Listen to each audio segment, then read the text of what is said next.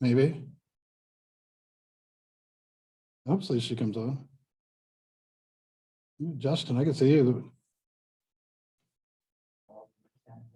It's weird. I was talking to a guy that's on the phone this morning. We had a conference call. He was calling from LA, an investor guy. And I called him. I thought he wanted to talk on the phone. I called him on the phone, and then he's upset because I didn't use Zoom. And so then I Zoom called him, and it's so weird that people are like, now it's like, All people use. the Zoom is like the default, you know, people don't want a phone call anymore. And it's like, people are really comfortable in that environment too. A year ago, if you called somebody with a call like that, well, at least, you know, for me anyway, the people I work with, they would have thought you were really weird. You know, no, I don't want to talk about that. But now it's like, and we were talking about on the phone where you look at, you know, I've never actually even done that. But I know May says all the time, you just, oh, world's changing.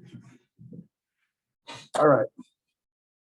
So, how are you guys today? Good.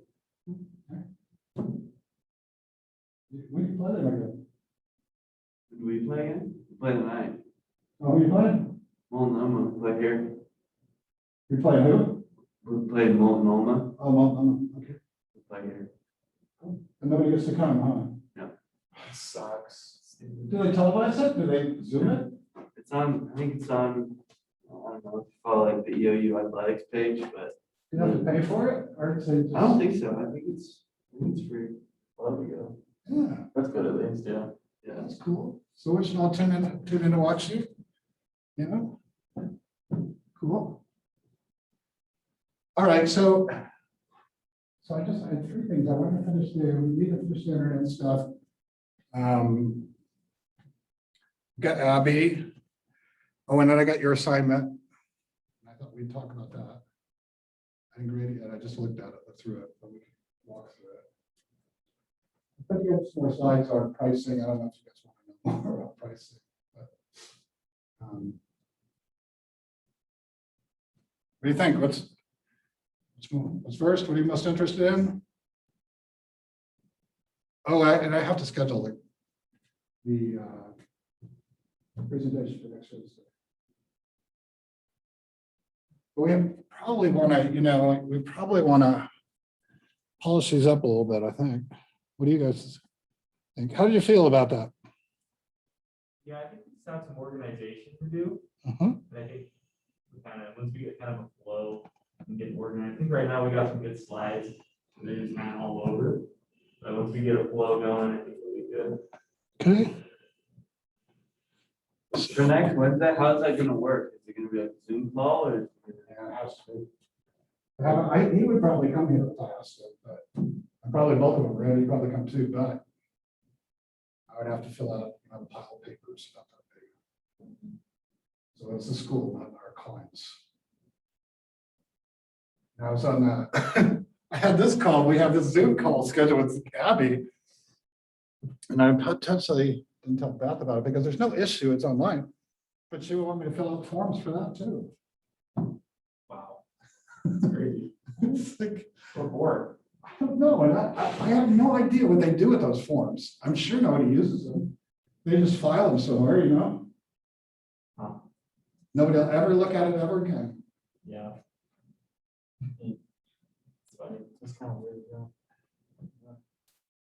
I don't know, it's not, I'm not picking on the university. It's not just EOU. I mean, a lot of big organizations are like that. You know, they have their processes and the paperwork.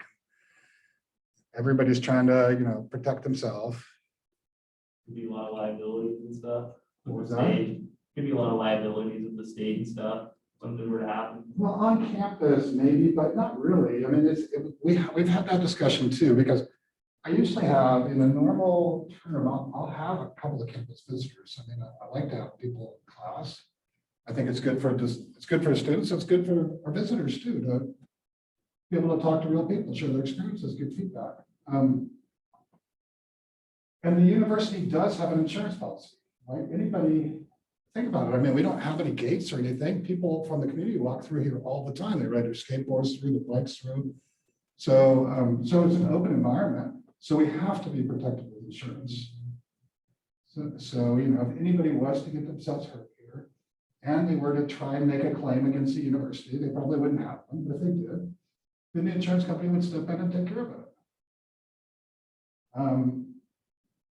But no, last time I tried to have a visitor on campus, there's a whole pile of forms, they wanted to sign this contractor agreement, waive all their rights, and I said, no, they're doing us a favor, but in here, why would they do that? It's crazy. But it's okay, we'll figure it out. Still, we've got Zoom now, so anybody wants to be here, can be here. It's gonna be a big cultural shift. I think COVID kind of screwed a lot of things up, where I think Zoom's gonna be pretty normal, and who knows if we'll ever go back to not wearing masks.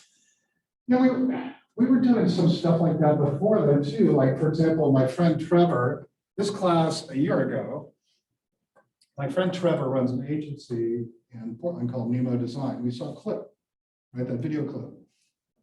And we could still talk to Trevor, but what we did last year was he just fired up his laptop and we did a video conference, and then he like took us around and, you know, we went virtual tour and we met people, and it's kind of fun. We could probably do something. We're almost out of time, but maybe we do a little walkthrough. It's kind of fun. Yeah. But now, you know, the thing that's different is now it's kind of, at the time that was very unique. People were like, oh yeah, that's cool. But now it's kind of, it's more status quo. Right? Yeah. But anyway, it was still fun. We'll see. I actually might even have a recording of that. We can watch that too. Oh, yeah. Yeah, I think I do. I think I saw it on Canvas. So I'll look for it. Okay.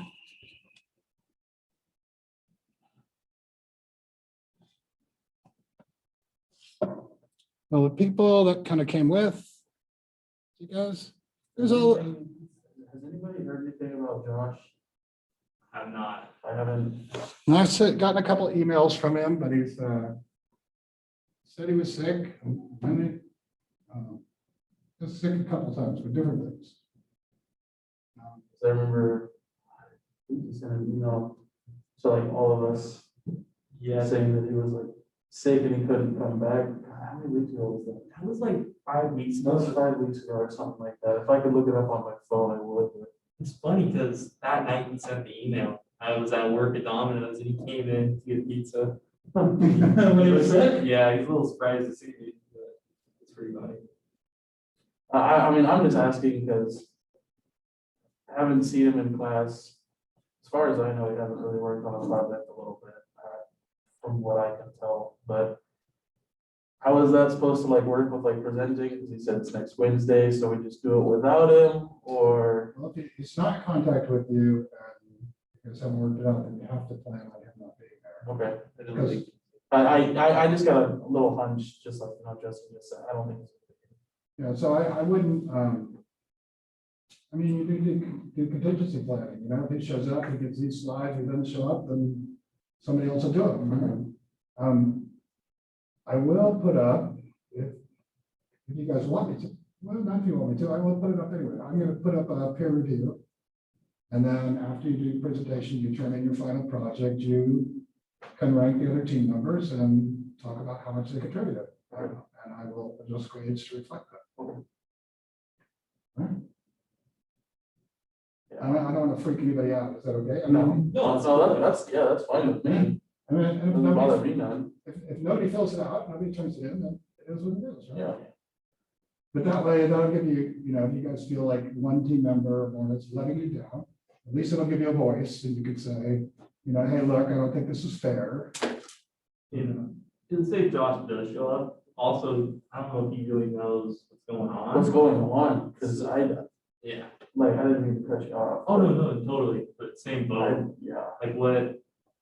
I don't really think he knows anything about the client. I mean, he did say that he's like talked with them beforehand, but he hasn't really worked on anything. Well, he hasn't really seen the things that we've talked about in class either. Yeah. But even though I've uploaded them to Canvas, I mean, without the conversation, without the context, they may or may not be meaningful. Yeah, because there was, I remember one time, like I put like a little note in the slide and I like asked a question. And then he didn't even answer, he's like, hey, it looks good, and I'm like, okay, all right, great, dude. I mean, he didn't read it. Nope, didn't read it, he just said, oh yeah, the project looks great, you guys, keep up the good work, and I'm just like, okay, I'm like, all right, dude, I'm like, whatever. Like, I went to school too, you guys. I know. I've been there. He said he's going to Portland or something? I don't know. But I say, the last time I ever heard anything from him was whenever he emailed us. I'm curious about it. That was like 5 weeks ago.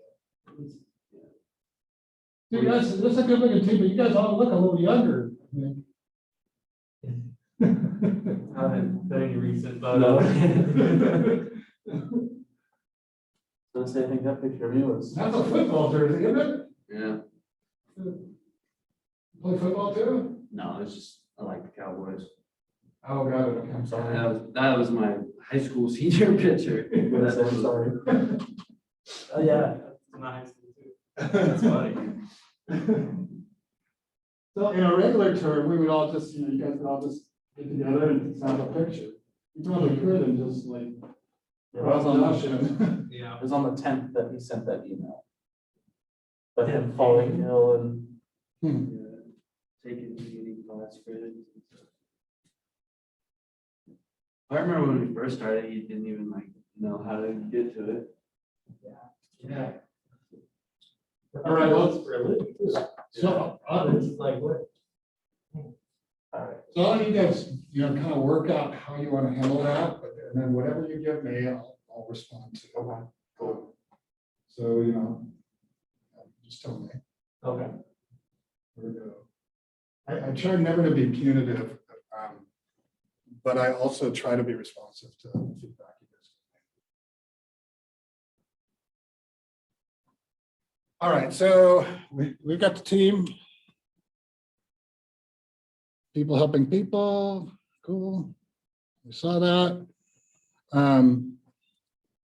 History, the only thing about a slide like this is it'd be good if you chunk it up so that it told the story. Yeah, I might go back and just do bullet points and then like go into detail, but this was like the first week and I didn't know if you wanted to see like that we actually got it done and like showed you, but Yeah, obviously presenting very different, so I'd go back. yeah, and I've seen stuff before where people do, they'll do this is the path. And there's a date, oh, sorry. 60, 1970, blah, blah, blah, and then information. It doesn't have to be like that, but if you give a big chunk of text like this, your audience is just gonna be sitting there trying to read it. Yeah. So.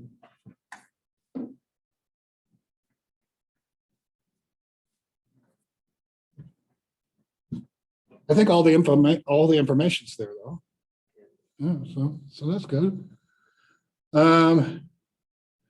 So we have this, but we didn't come back and redo the other piece. We'll look at that in a second. So this is the first part of the slides we didn't change, right? Is that? Yeah. Okay. So this right here, last night and the day before, I've been trying to do the organizing a little bit. Mm-hmm. Because when we turned it in, we just kind of got the slides in and just to see what was really into the assignment. But I was trying to group it into the strategic planning better under like the product, people in place. And then, so I think I deleted the slide and then put it eventually in the editors or the people. That way it relates to the area. Is that correct? Kind of. Well, yeah, kind of. So let's look at this. Show you what I kind of mapped out for you guys. That doesn't mean it's the only way you have to. Needs to be done, but I thought maybe it'd help. Oh, by the way, the Firehouse Subs, founded by a fireman. I found out there. If you go through their site, there's all kinds of it's about fire safety and how they're helping the community. So I thought that was interesting. Well, that makes them a very different company than Jersey Mike's and really different than Subway. But that's interesting for me. So that's what we did in class. So this is what I thought. What I did instead is I broke it out in two. So one for givers and one for buyers. And so the givers have this kind of profile using strategic marketing. And once again, we can validate what this is, or we could test for it in terms of givers. And I just put the competitors over there. Yep. I think where it was now, I think it was in product.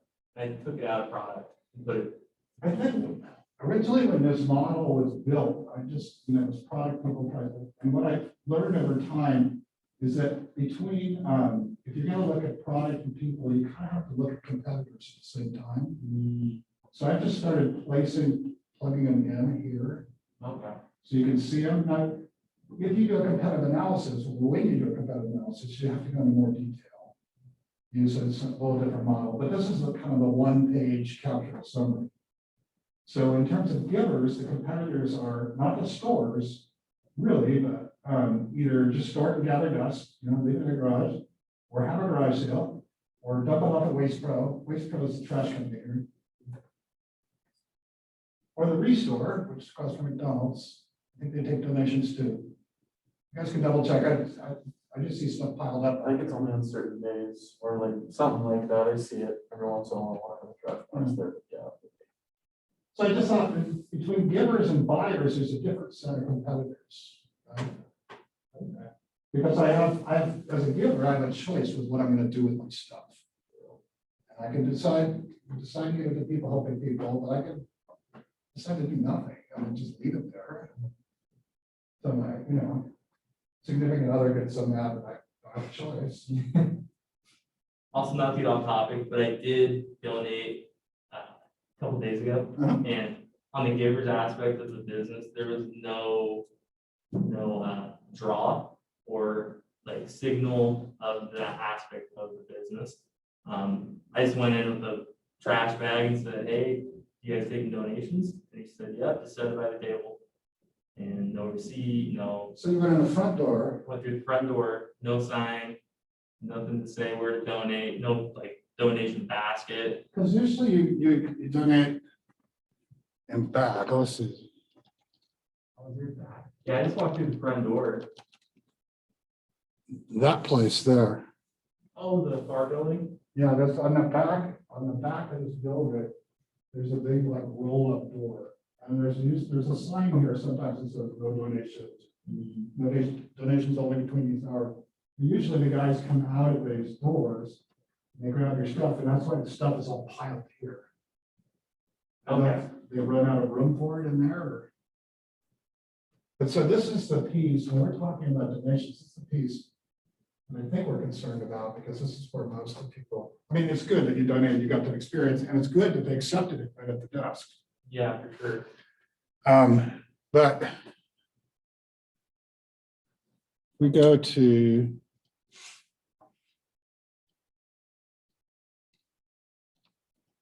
donate.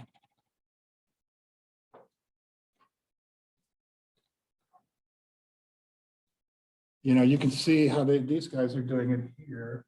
This is the place in Lake Oswego I was talking about, the gas station. These have a warehouses coming like that place. But I think the experience I've had at the drive up, the last experience I had was pleasant.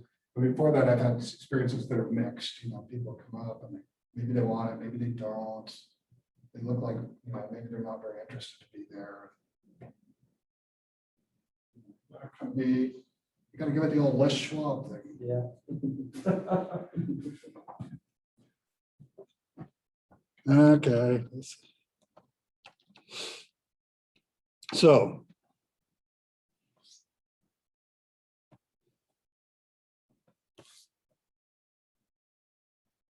Okay, so this is the product we're outfitting. It's safe, convenient, judgment-free donation place. No waste. So you're not wasting, you're giving it away to somebody, not throwing it away. you're a nonprofit, the tax deduction, you got the social. The donation center and the store today are the same place, but they don't need to be, clearly, they can be separated. And this, we talked about how you would validate, have that little survey. Here's the idea of, the retail store and the donation center don't have to be together. They could be, but they don't have to be. And the fact is that when you separate it, you have the opportunity to make it more convenient for the customer. If you make it more convenient for the customer, your donations should increase. Not only the amount, but maybe even the quality of the donations will increase. So I'm just giving you something really nice. They're not going to go all the way to. A lot of these things, when you see those are in the supermarket, people doing their weekly grocery trip anyway. They throw a couple other things in the trunk and just drop it off. Shop them. I want to head on this again. We talked about the way to call it retail store and training center. And then I did the second one for buyers. So in this one, this is where I have those other competitors. I put Walmart mainly because if you're buying clothes in the brand Walmart, especially for lower income, Walmart's kind of the default, I think. Not, once again, not throwing stones, nothing wrong with Walmart. It's just that it seems like there's a certain demographic that they kind of cater to. And which is not a bad thing. I was thinking about this morning. I mean, what did people do before there was a Walmart here? I mean, you had Safeway, you had groceries, Safeway ended up, which is a thing. And JCPenney at one point. I think so, yeah. Yeah. From what Oh, I've on heard, Adams. yeah, from what I've heard from people around town. But I went and when I first got here, it wasn't like our languages. It was kind of, I don't know how to describe it. I don't know where it was at. But you said it was on Adams? So, it's that big old empty space. If you went down from Goss Motors, you were headed that way on the same side as the theater, on the Yeah. right-hand side. There's a big for lease sign. It's Oh, a big vacant space. They I were know what you're there. talking about now. They were there for 30 years. Next to the, I think it's next to the bike shop. Exactly. Yeah. Yep. Yeah, and upstairs, weirdly enough, the Masons Lodge owns that building. And upstairs is a huge ballroom and stuff. They have school events. They used to, they have big school dances, formal dances and stuff like that. It's the Masons, so you can't serve any alcohol or anything. But you can rent that space. Not very much, $200 or something. That's pretty cool. The space has a basement too. It's funny. Anyway, competitors, we had a demographic here. Clothes and essentials, budget friendly, not charity, clean, bright, pleasant shopping experience. So not charity is really important here, I think. Because people that are, facing misfortune, they don't want to feel bad about any worse about their situation.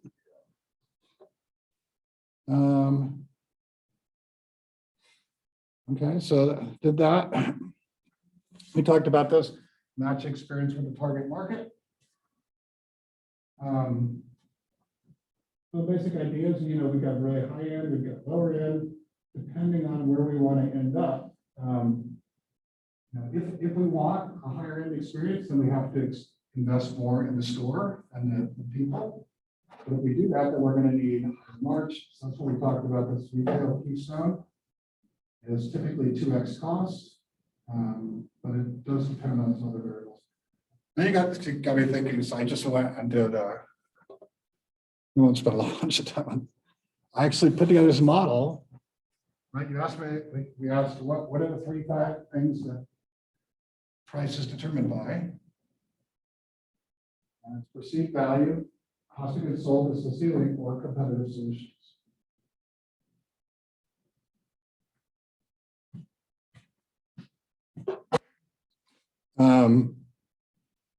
In marketing speak, we talk about this idea of a core product versus an augmented product. The whole idea here is that there's a functional value and a perceived value. Functional value is just what this thing does, the value is not. And if I had a cool logo or a cool brand or something, I might have my perceived value might be bigger than my functional value. I actually have some examples here. We won't spend a lot of time on this. But perceive, there's a lot of ways to increase perceived value. And that's what we create our market offering. And you guys are familiar with these terms, right? From the marketing literature. What's the core product? Is that essentially just what the company offers, kind of like clothing, be the core product or PhD? Yeah. Yeah, but sometimes I use the example of a airline flight. So you're gonna buy a flight from Boise to San Francisco. And so you could say, oh yeah, so what I'm buying is the transportation from Boise to San Francisco. But it turns out that's not really what you're buying. That's a piece of what you're buying, but that's the core product, that's transportation. What else are people buying? Service. Yeah, there's service, the convenience of a schedule. If I want a window seat, I get a window seat. I want to bring on my luggage, there's a place to put it. When I'm driving, the plane's not going to, it's a smooth flight. Even though that's nobody's fault, it's still part of what I'm buying, right? So all of that stuff combined makes your augmented product. So there are a lot of things that can go into that: brand, scarcity, newness, novelty, timing, environment. One funny example I had is when I was in Bangkok, people used to like to go to, it was monsoon season, people used to like to go to shopping centers. Because shopping centers, the big shopping centers are fancy, but they're air conditioned. A lot of homes are not, and it gets really hot and humid because it's right on the equator. So they have these little three-wheel vehicles called tuk-tuks. Have you ever seen one of those? They're really funny. They're really dangerous, but funny. Let's see. And those guys, they drive them way too crazy.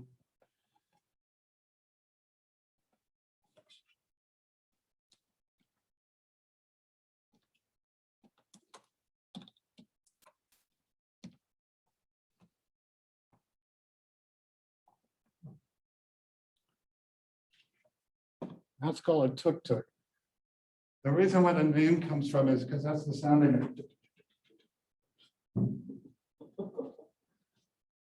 But they get moving, man, and they get in and out of traffic, they're like hanging on. But the thing about the tuk-tuk is that, like so many other things in Bangkok, everything's negotiated. So I'm going to a shopping center with some friends, we get out, we find the flight down this tuk-tuk. I talk with a guy, we negotiate for a little bit, we end up, it's 200 baht. Baht is Thai currency, like our dollar. And so 200 baht, he takes us to the shopping center, we go in, we're doing shopping, we get lunch, come out, and it's raining. It's monsoon season, rain is coming down. We fly over another tuk-tuk, and he's like, I told him where we're going, I said, how much? He said, 500 baht.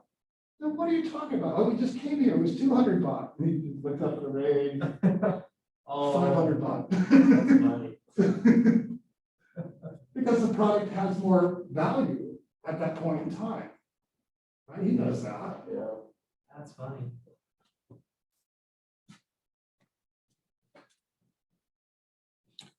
And by the way, I just gave him the money. I finally decided it wasn't worth getting wet over. No problem, dude. No tip, though. No tip.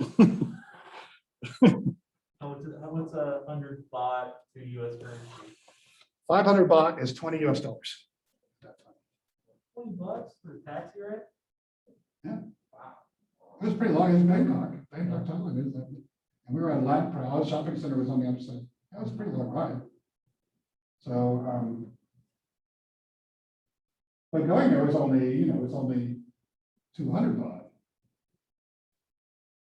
Not bad. Yeah, 250. So it's about $8. That's pretty good. $10, something like that. In that country, there's a lot of stuff like that's really cheap. Like we had a live-in maid. She lived in a house. She cooked all the meals. She did all the laundry. She would take off, I don't know, a couple days a month. But most of the time she was there just doing stuff. And we paid her 500 baht a month, $20 US a month. Whoa, wow, that's awesome. It was pretty cool. And then she made like dinners? Well, she was great, she was totally grateful for it too, because she had a place to live, she had food, and she had like, and 500 baht, when you're spending it in Thailand, it's not US dollars, that buys a lot. Wow, that's pretty cool. Yeah. So anyway, we don't have time to go into this, but there's a lot of different things that we can do to increase the perceived value or to augment the core product offer so that it's worth more to the customer. Right, so the three basic pricing strategies then are value-based pricing, market-based pricing, cost-based pricing. I won't go into this, I will post it, and if you have any questions, you can let me know. We talk about differential cost bases. This idea that sometimes we don't always reduce price as much as we can. I mean, think about an intersection that's got 4 gas stations and they're all about the same price. They don't all have the same cost basis, but it's to no one's advantage to take all the margin out of it. So they don't have this, it's tacit collusion, but everybody's better off. So you see that kind of back. Anyway, so a lot of examples. You guys don't even know about that right now, but so we talked about the different stores and then the way the look and the feel of them. I saw you use this one on your side.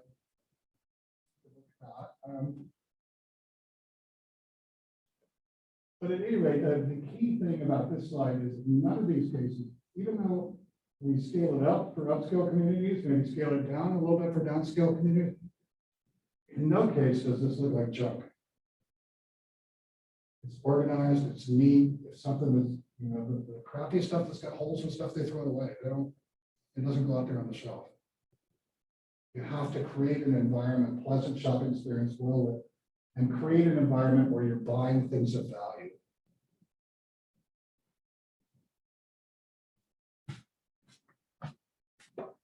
Okay, here's the buyers. We talk about promotion. So we have to promote on both sides. We're going to have to promote to the givers, and we're going to have to promote to the buyers, and we need to try and balance this equation. Enough givers giving stuff so that we have stuff to sell to the buyers. We have to have enough people buying stuff so that we don't get buried in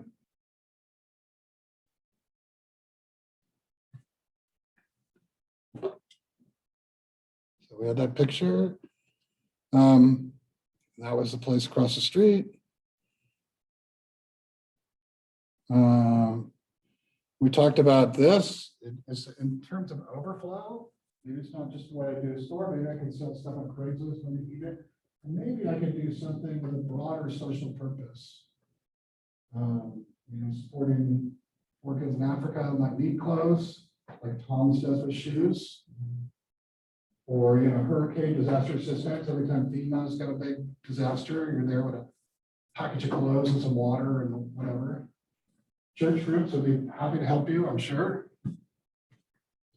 I saw on Sunday, I was just listening to Presbyterian Church in Lake Oswego talking about their Zambia mission.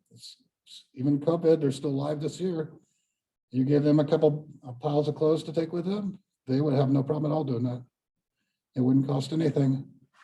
And once you have them get over there, once the kids get them, you just snap pictures, it becomes social media post. In social venture, we talked about different kinds of social ventures. So these are all clickable links, so you can click them and see there is a difference between a B Corp and a nonprofit, a social venture. And that's certified B Corp. Social venture were the same thing, and they can be, but it's not required. And then this whole idea, did we talk about this? Mission, vision, values. So, and these are clickable links down here to some examples.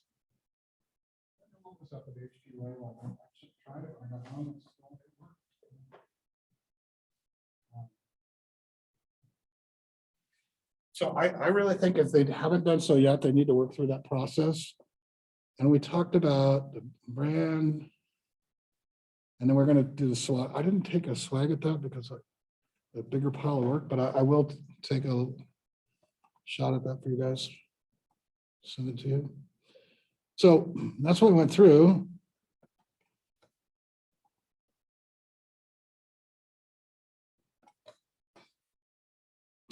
Okay. So this didn't really change. It's the same, right? And this one did.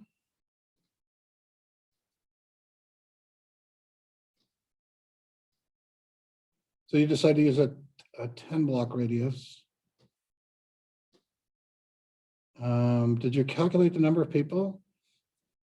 I just took the percentage of like, so Goodwill's 12% of total like market. Okay. And then I took 12% of where they have their two developing people, so LeGrand and Hamilton, and then the accessibility. Okay, cool. That's a start, and it's numbers to base on. There are tools like there's like you don't have to use it, just see if hopefully it's still working. I was having some IP problems the other day, but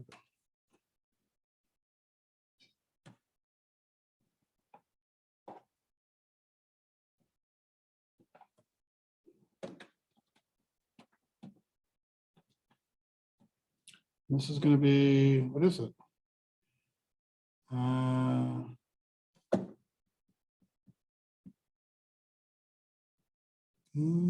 Let's try that.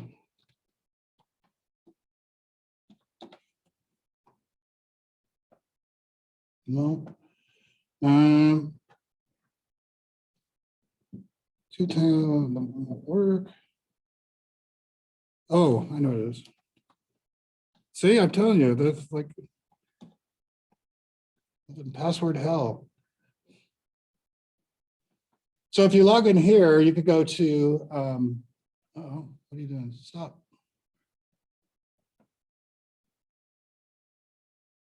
This is not the only place, but person mailing list, Axiom consumer list. Just made it small again. I don't know why it does that. So basically what you can do is you can put in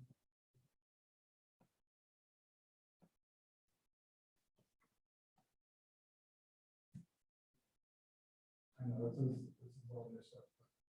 What you can do is you can put in that radius, and then the radius, so you can put in 10 miles, you put 10 miles. And then you figure out, demographic, like for example, you want to be 40K above. Okay, so I put those boxes. And then count how many people there are. So yeah, how to use it as a resource. So if you want to.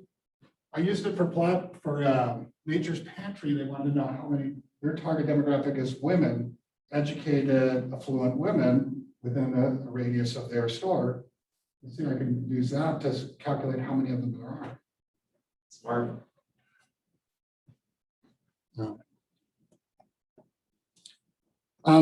This is just one Zermail. It's free to use that. Other places, Mailers Haven, there are other services that offer things like that too. It's not unique in that way. It's just the one I know. So we got the competitors.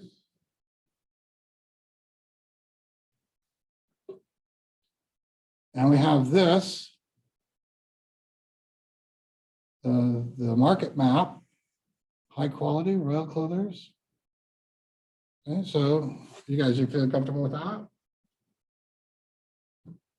I didn't know if high quality or low quality was the right word choice, but I just was getting to the like what I wanted, point in the middle.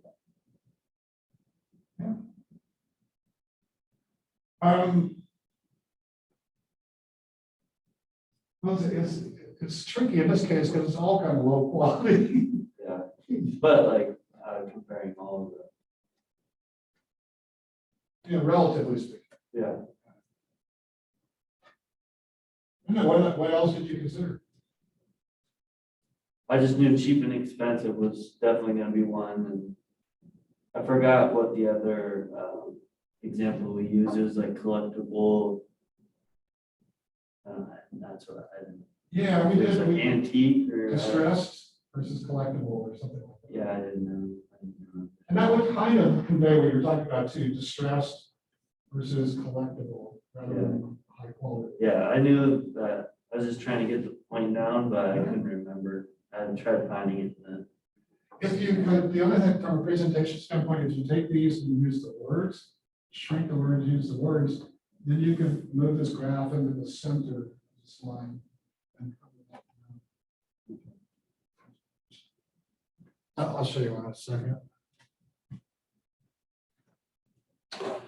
But this is good. That's visual. Bugs and butterflies, people helping people. Where are they? Yeah, we'd love to have a set of axes. Honestly, we'd love to have a set of axes where our guys are kind of more towards the center. Well, that's, I was gonna show them this and then maybe like the next couple slides, we'd be like, in order to, you know, get to where we want to be, which is the middle. And we have to do this, this, and this. Right, well, I think if you use distressed versus collectible, and they'd probably move up closer to the center with mango. And I just thought that a lot of times every one of these competitors, when you do this exercise for every one of these companies, they're going to see the market in a different way. They're going to use a different set of axes. They're going to see people different. So when we do it, if this is us, we want to find a way for us to be kind of the center of the market, you know, and not exactly, but at least in the game. So we have this thing. You guys, what do you think? I gotta have people helping people to that matrix. Yeah, otherwise we can't compare. Yeah. I'll just shoot it down a little So here's the, I'll show you a trick in a second. So givers and buyers. So this is the concept I talked about earlier. You're welcome to use any of my slides I put together too. It doesn't really matter. Optimize the giving experience. Cool. Go back to earlier, I went back and tried to group it better, because I kind of just threw it all from your slide into the giving category, and then probably break down some of these things in different slides. And once we've talked about like the age range and the upper income, we'll do the validate maybe, and look into ways PHP can validate it and find a way to get some good data. Yeah, no, that's a good thing. The only thing I would say is it's good to do have everything on one page so you can kind of snapshot, because what you really want to see is how the pieces fit together, and then you can break them out later. Okay. But being able to see how the pieces relate is kind of an important. Okay. Here, let me show you a trick. So when you do these, I'm not saying you need to do this, and maybe you already know this, but this is a PowerPoint thing. These, if you go into design, not design, view, and then you go to slide master. There's all this, so if you decide you didn't want this logo, you could just take it out. That's why my graph was to the side. I didn't know how to do that. Right, so there's two different techniques here. So one is you go into the slide master. The slide master, the reason why it's there, so you can make changes that will show up on all the slides. You don't have to duplicate them on each slide. Make a change in the master and they just show up. So things like your footer and your header, like this image is in the master logo. And then there's some different layout formats. So if you define these, then when you come through and you make a new slide, you just get that by default. But sometimes, like with the slides I'm showing here,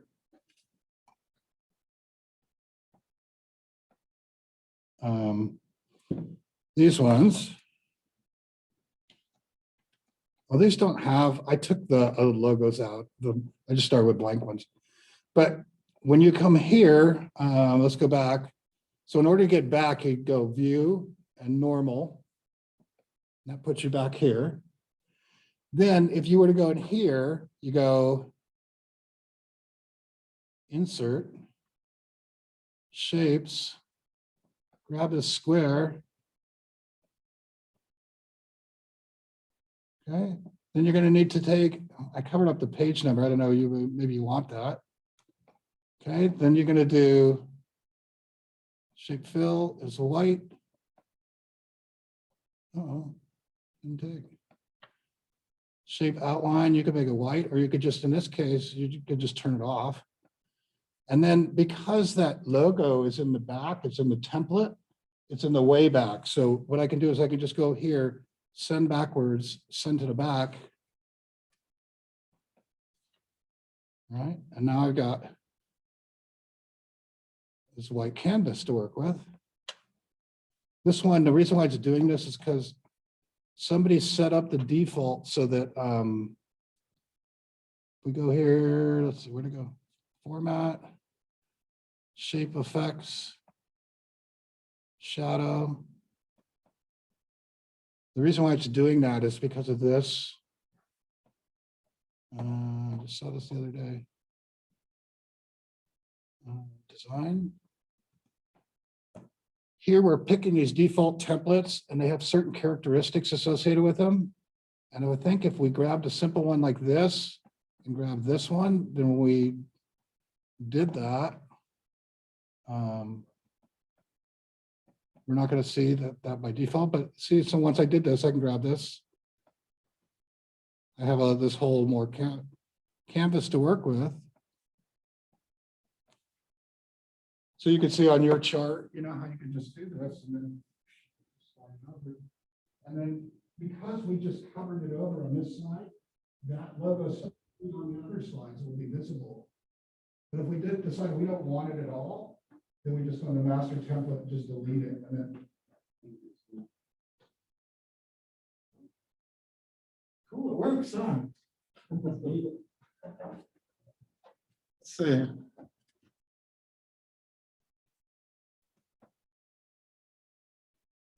So how do we let her in?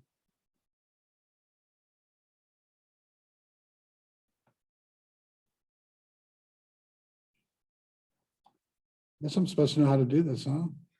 Oh, how about this? Admit down here.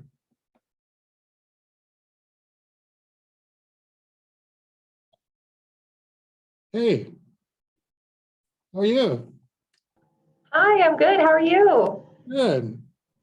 You can hear us okay? Yeah, I can hear you great. All right. Can you guys hear me okay and see me okay? Yeah, Awesome. we're 5 minutes early though. That's okay. I can hold off. It's no big deal. You thought you were all finished with school, didn't you? Oh my gosh. No, you're never done with school. Are you kidding? Never. All right. Well, can we finish talking about these slides? I'm Yeah. hoping a couple more people join us too.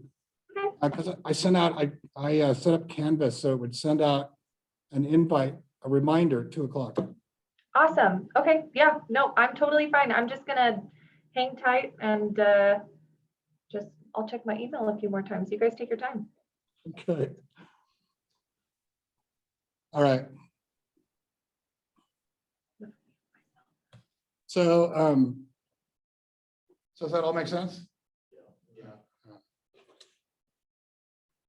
So I have this. So this is the same thing here. I did the white one, but you know, you can do, so now that you built this, if you want, you just go in here. It's just harder with it. It'd be easier with a mouse. And then you go page down.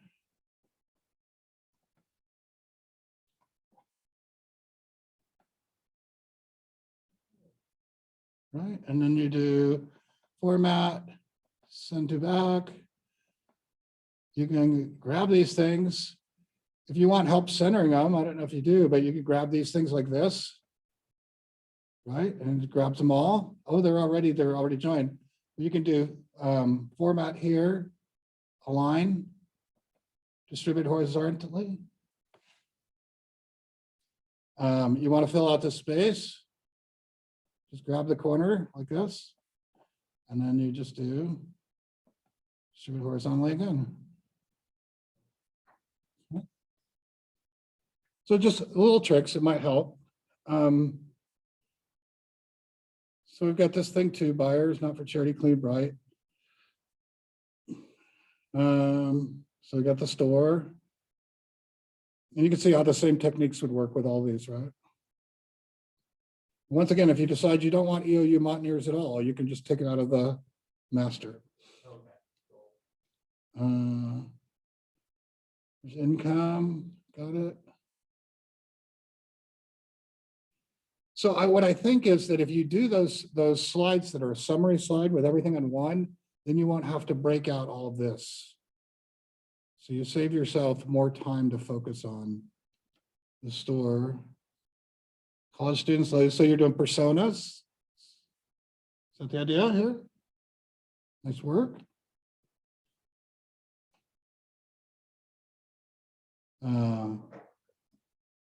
Emotional concept, good. All right. Is this just the original template? Yes. I was a little confused with is this a sequence of what to do for promotion?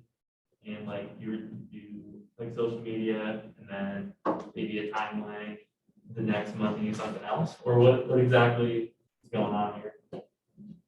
So this is a PERT chart. Usually what we do is we start with the end of the line. Typically it would be a rollout. You could do a monthly thing, but think of it this way. So if I'm doing a new product launch, it's a marketing thing. So we could spend some time. I'm doing a new product launch. Okay, and so that launch is going to start, I don't know, let's just say April 1st. But I know in order to do this launch on April 1st, try this timeline, I want to have press release. I want people actually shopping. I'm going to have a press release. I'm going to have product in stores. I want magazine articles.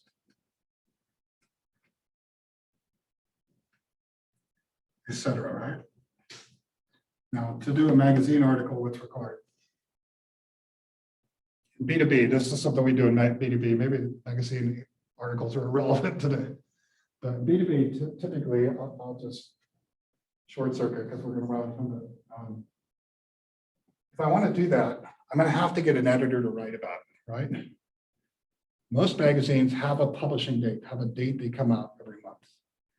Because they have a date they come out every month, they have a date where the editorial content or the content has to be in. Otherwise, they can't write the article to publish it in a book. So they have a deadline. In order to hit that deadline, you're going to have to, spend time with the publisher before that date. In order for the publisher to write that article or the writer to write the article, they're going to need information for you on the product, and they almost always want testimonials and quotes, which means I have to get some customers that are willing to say good things about the product, provide testimonials and quotes. In order for that to happen, those customers had to have already had the product. They get the beta version of the product and given enough time to work with it so that they're ready to give somebody positive feedback so that they can write the articles they can work on. So you can see that by starting here at the end point, and I'm looking at each of those tasks and how long each of them takes. Each one of these bars is a task. And it's going to sit this length is the duration. And they're dependent on each other. The ones that end like this are usually dependent on each other. So you could start with that magazine article, work backwards, say, what's the publication date? What's the cutoff date? How long does it take to write the article? When do I need to have materials there? How soon do people need to get the product so they give reviews? And just work backwards. And then you'll know how all the pieces come together to make it happen. I would say for this project, this is useful to know how to do. And it's certainly something we do in promotion, marketing promotion, because all this has to come together at the same time. So that magazine is just one thing, by the way, right? Getting product in stores. Or, even if it wasn't stores, if I was doing salespeople, direct sales. I would have to come up with a sales book, an objection handler, a set of presentation materials. I would have to go into the field and train people. So they knew what they were selling. So when a customer calls, when I do lead generation, customer calls, they know how to answer their questions and they know how to take an order. They know what the price point is. Somebody at the factory's got the SKU. So when you got a purchase order, it's got the SKU on it, they know how to fulfill it, get the customer. You know what I mean? So it's a lot more pieces involved than it might look like in promotion. So knowing how to do this is an important skill, but if we're just doing promotion that's non-dependent, you may not have to do a perk like this. You know, just an item with a budget, monthly budget. You just know every month we're going to do 4 social media posts, or every month we're going to do 2 Instagram posts, or we're going to do a T-shirt, or this one's at a fair. We're going to, right, as people helping people, you want to get out in the community, maybe you're going to set up a booth in the local farmers market. That doesn't cost much, does it? Like, I'm thinking maybe a couple $100. But if you were there every weekend, shaking hands, talking to people, talking about the good things you're doing in your community, that might be helpful. Yeah, ask Gabby about that. I've seen her sitting down at the farmer's market. All right, so let's, you guys, does this all make sense? Is it? It's okay. I'll post those other slides. I don't want to keep everybody waiting too long. I'll post the other slides.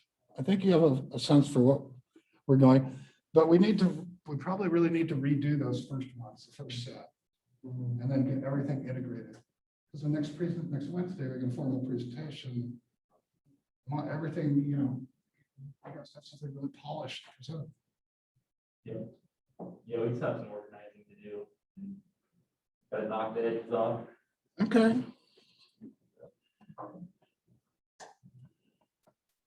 Hey, you're back. They said there were people waiting though. I have to figure out how to get them.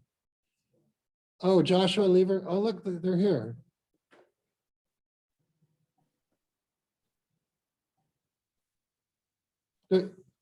So were you listening to our discussion? You know, I heard bits and pieces. It was a little bit quiet, but at one point I did hear you say, ask Abby that question, because I know she's been at the farmer's market. Yeah. Yeah, I think that's where we first met with With Maggie, right? It's Maggie? It is Maggie, yeah. Mhm. All right. Well, the floor is yours. I think we just had 2 other people join us. I'll watch. If anybody else joins, I'll let them. I am recording it, so we'll have a chance to share it with other students if that's okay with you. Yeah, absolutely. Of course, Go ahead. I'm gonna look like Bane from Batman. We'll have to do after COVID. We'll do another one. Yeah, no kidding. This is definitely a different dynamic than being face to face with you guys, because I think normally I would try to be more interactive and ask you guys lots of questions, but please ask me questions through this. I want to make sure that I'm giving you guys useful information, and if I'm not speaking clearly about something, please ask. So whether that's through chat or if I hear through the classroom itself, I mean, I really want to answer your guys' questions. That's important to me. So. Okay, you guys can all hear fine? All right, so are you just gonna talk? Do I need to give you control for slides or something? Or Yeah, can you give me controls? yeah, let me see if I figure out how to do that. Okay. Well, there's some dots down here. Ask all to unmute, mute participants. So I think, oh wait, do I have controls? Let me see if I can do it.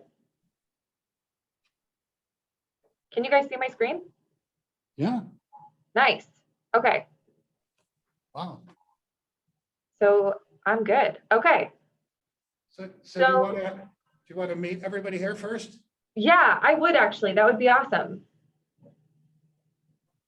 And when there's a couple of people online too, I'll let them chime in after we finish there. Go ahead. For sure. Go ahead, Austin. Just go for it. Just go for it. Okay, I'm Austin. I am from, so what do you want us to say exactly? Like where we're from, like what we're studying, or? Yeah, how just you- So How do you want us to introduce ourselves? Well, what do you want, Ashley? Will you tell me Maybe. what your end goal is? Like, is it marketing or is it entrepreneurship or is it management or whatever? Just something about what you're interested in doing after college. Or if you know, and if you don't know, that's great too. I mean, I'm Austin, I've already said that, I'm not sure if anybody heard that, but, I mean, I really don't know what I want, you know, I just kind of chose a very broad degree, I chose communications with a minor in business, so. I don't know, I get that question a lot, it's just like, oh, what do you want to do after college, and I'm just like, I don't know, so I'm at that point. That's totally Could you, valid. could you do this, if you don't mind? Could you stand right there so she could see you? Because the camera, maybe the camera turns, but I don't. Did you turn it? Oh, that's awesome. Yeah. I can see all you guys. Yep. That's There you perfect. go. Sorry. Yeah. Go ahead. Sit down. All right. Now I know that was Austin. Okay. Can you see everybody? I think so. Yeah. Okay. Cool. All right, hi, how's it going? My name's Joe. I am a senior, and so my end game, I got a lot of end games. I was just studying general business concentration, but after taking marketing classes, I've really enjoyed it. It's something that I really like. But originally, I kind of really like management too, so it's kind of a little conflict of interest, but we'll see. I mean, in the end game, I just want to get a little brewery, craft. That's awesome. That's a Free great beer. goal. Yeah. I'm Justin Jeske. I'm a junior. I don't really have a focus in my business major, and kind of like Austin, not too sure yet what I want to do after college. Awesome. That's great. And then Ashley and Joshua, can you introduce yourself? Sure, can you hear me? It's Ashley. Okay, yeah, I am Ashley Brewster.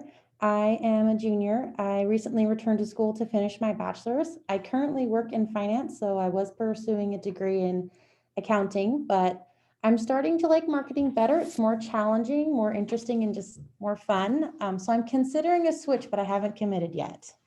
Awesome. Cool. Thank you, Ashley. Can you hear me? Yeah. All right. So my name is Joshua Leifman.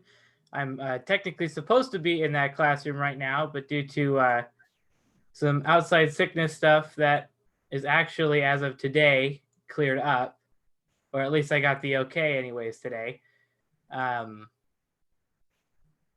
So basically for me anyways, business student, also a senior at EOU. And my main focus is actually digital media, like social media, marketing, stuff like that. That's what I've been doing for the last couple of years. And that's kind of one of my huge passions right now. And it's kind of what's driving my schooling right now. Awesome. That's Thank you, great. Joshua. I like that you guys are all kind of, I mean, you're upperclassmen and you're a little bit more focused. Some of you maybe don't know exactly what you want to do after college, but I think you're in the right place for that. I think, especially if you get too hyper-focused, it can be challenging to see when there's an opportunity that comes your way. Okay, so I'm just gonna jump right into it. Like I said, yell, interrupt me through the chat, ask questions, please, please, please. I really want that interaction. So also, don't make fun of my PowerPoint presentation because I just realized today that on Zoom, you guys probably don't just want to look at my face for an hour. So I threw this together and it's really simple. So just don't make fun of it because it's not fancy. I'm just going to say that. Okay, so I tried to focus this a little bit around promotion strategy specifically, but in all reality, this is kind of taking a big broad step back. So you guys are going to get an idea of, I mean, upper level business classes in general of marketing related stuff. Hopefully it kind of applies to a little bit of everything for you guys. So you guys saw a little bit about who I am. I am the digital media and public relations specialist for Grande Ronde Hospital. That is my day-to-day career job.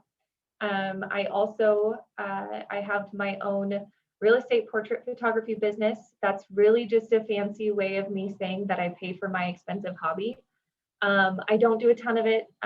Truly, it's whatever projects I want to take that really fuel me and keep me wanting to create stuff. That's really all I take. So a lot of what that ends up being these days is real estate work. So I think it's really fun. It's kind of strange sometimes, but it's really fun without being too much of an emotional investment as a part-time gig. I'm also married, have a 2.5-year-old son who's kind of crazy right now and takes up a lot of my free time. A couple other things about me, and I did also just get my Part 107, so I can fly drones and get paid for it now, which is super cool. I'm actually, when we're done here, I think I'm gonna get to go fly my drone, which is super cool. I'm jazzed about that.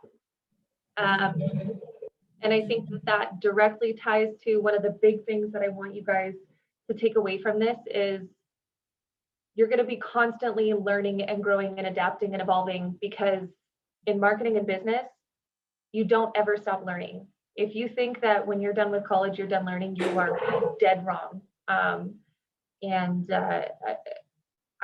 spend so much time learning new things, learning what's different in the business world, in the medical industry, and with critical access hospitals, all kinds of different things. So constantly growing and figuring out what I can do that's new and unique and different that also separates me from the rest of the group. Okay, so a little bit about kind of how I went from EOU to Grande Ronde Hospital. So I had no idea when I was in college what I wanted to do when I was done. When I was a lot younger, actually, I thought that I wanted to go into the medical profession. But when I realized that I couldn't handle blood, I actually almost passed out. Like I would get my own shots and almost pass out. I figured that probably wasn't a good spot for me. I toyed with everything from, starting off as an entrepreneur to going into accounting and finance. I thought about being a CPA. My cousin is a really successful CPA, and I thought I could do that. Thought about going into law, but really at the end of the day, what I found out is when I was in college, the marketing courses really inspired me. Like they made sense in my head. It was one of those things where the concepts just clicked. It incorporates a lot of communication stuff, a lot of psychology related things, understanding who your consumers are, who your markets are, that sort of thing. And that's something that just really makes sense to me, that I enjoy learning about. So it's fun, essentially, is why I chose it. But when I was in college, I ended up working through school for the most part. I ended up getting a job at Mountain Valley Fitness and Health just as a receptionist, and an opening came up to help out in their marketing department. So of course I'm like, heck yeah, of course, I'll help you plan events. Let me do some social media stuff for you. Like, what do you need from me? What can I do? I ended up doing that part-time while I was in college, ended up working probably 20 to 30 hours a week, which is a lot. And then I worked there full-time for about a year after college, but because of the connections that I was able to build by already working kind of in the marketing, communications, whatever field, somebody approached me about an opportunity that was coming up. There was a brand new position that had never been available before. It was just created inside of the public relations department at Grande Ronde Hospital. And that was for a marketing assistant. So I applied for that job, not thinking that I was ever going to get it. But it all worked out. And so I took a couple years to really learn from the ground up kind of how communications work at Grande Ronde Hospital. And I established social media at Grande Ronde Hospital. Before I arrived, there was no social media presence. They had none of their own accounts. So they were totally wary of it. They thought that it was going to invite all these negative Nancys, and they thought it was going to be this really awful thing. So I had to be the one to show them in writing, this is what it would look like. These are what the guidelines would be. This is the kind of content that we would be providing, really kind of giving them a marketing plan. just for social and how that integrates into everything else that Grande Ronde Hospital is doing. So that was kind of how I got started at Grande Ronde Hospital. Since then, I've gotten a promotion into my current position, and honestly, I think that my position could probably more be called a marketing generalist. I literally do a little bit of everything, more so since COVID. My direct supervisor is the communications director, and she's also the public information officer, which essentially means that in a time of crisis, when we've instigated what's called incident command, she is the one that is the liaison between Grande Ronde Hospital and the public. So she's constantly, I mean, during the time of COVID, and I mean, for those first 9 months, probably, it was meeting after meeting after meeting after meeting. And it was, for the moment, there's a new regulation that came out, or something that happened, or something that we needed to prepare for. So she would have to drop everything and create a communication, or communicate with the state, or get our C-suite together and have a conversation with them. And that's just not something you can do while maintaining day-to-day marketing conversations and projects. You know, there's no way that one person can do that. So in a lot of ways, that kind of, it was really fun for me, because I got to step up in a lot of ways that I hadn't before. So it's kind of been a weird journey, but I would say, especially so in the past year, there's been a ton of growth, and a lot of fun marketing opportunities that are unique challenges that we haven't really faced in the past, that have kind of forced us to think outside the box, but also in a time of crisis, really keep our heads and go back to the basics. Why do we choose what avenues we choose for communication? Why do we communicate with who we communicate with? How do we communicate to make sure that we're reaching as many people as possible? So really, truly, promotion strategy. Why do we do what we're doing? So let's see. Okay, marketing at Grande Ronde Hospital. This is an awful slide, by the way. I'm not going to go in order of this at all, but at least it's there. So I guess one of the things that I would say specifically is marketing in general, especially marketing. It's not like, you know, when you go to school to be a doctor or a nurse, or maybe you want to be a respiratory therapist or something that's really, really specific, how you know that you are going to leave school, get hired by somebody, and you're going to be treating somebody with condition X, or you're going to be providing treatments X, Y, and Z, or your day-to-day life is probably going to look like this. That is not marketing and business. What you learn in school right now is the foundation for everything else that you're going to learn about an industry, a location, and the organization that you decide to work for or create yourself. Because it's entirely different for every single place you work. Entirely different. So the things that I'm going to tell you are specific to my experience with Grande Ronde Hospital and communicating in Eastern Oregon, which is going to be 100% different from, say, communications in, I don't know, New York City, anywhere that is in the 21st century for the majority of people that like to communicate with cell phones and leave Google reviews and stuff. Because the reality is that's not really Eastern Oregon right now, especially when it comes to the majority of the older population. They're not mobile first. They're coming in and asking us, how do we install my chart? And how do I find out where my appointments are? And can you remind me of how to message my provider? And also, why is this not showing up? Oh, it's because your screen's not full size. You know, I mean, it's just an entirely different world. So I think that was one of my biggest wake-up calls, is that it's not, what you're learning in college is the absolute foundation. It's not going to get you through. You spend the rest of your life learning about everything else. But let's I'm going to kind of go into a little bit about, I'm going to talk about COVID, because that's probably COVID and urgent care, I guess, are our two most recent applicable projects, I would say. So when you think about your promotion options, there's a lot of, so you guys know about like earned versus owned versus paid media, right? Like there's, I want to see you guys nod your head or shake your head. Yes? Okay. So essentially, over the past 4 years, I've created this master spreadsheet that takes a look at, I've listed all of our paid media in a set of columns over here, and all of our earned media over here, and all of our owned media over here. And everything we communicate to the public, I'm putting into this real-time spreadsheet so we can take a look and take a step back at an aggregate and see exactly where all of these communications are going, where we're lacking, and where we can do better, or maybe what's worked the best, or maybe what we've seen the most success from. I try to put metrics in as much as possible, how much money these cost. If you have access to that and can do that in whatever you choose to do, please do it. That's going to give you the best results that you possibly can.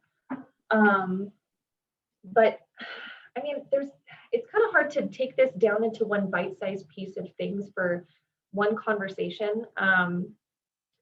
But I guess let's just talk about COVID for a second. So we go from being able to do events, interact with our community. We had our blood screening events planned for the upcoming year, where we go out and we draw blood from approximately 100 people per location, 3 weekends in a month, and give them free blood tests. So we get their complete blood count, or their HDLs and their LDLs and their cholesterol levels and that sort of thing in their blood, and we do it for free. It's a great service that we provide to the community, and all of a sudden, out of nowhere, we can't do that. We can't see people in person because everybody's afraid of COVID, for good reason, obviously. Also, Joshua, thank you for staying home when you were sick today. That's awesome. I appreciate that you were being cautious, even though you did get clearance today. I think that's cool. But all of a sudden, we're in this instance where all of our PR events, the things that build goodwill and connection with our community and allows us to get the word out about new services or providers or whatever in a really organic way, was no longer an option. I didn't get to do farmers market this last year because everybody was, I mean, it was like utilitarian. You go to the farmers market because you need food for the week and then you leave. Nobody's hanging out and getting their blood checked or their blood pressure checked for free or anything like that. So we also had such a huge amount of information that we were trying to get out to the community on a consistent basis, that what may have worked previously, the processes don't work now. They're not streamlined enough. They're not to the point where people see the information that we're putting out and they're ready for it, they're prepared for it, and they want it. So we had to really, really quickly turn around and say, what can we do to establish ourselves as a, number one, a voice of authority, but also give a voice to every other local, regional, state, national organization that's putting out really awesome, wonderful information that we want them to pay attention to and get good information from.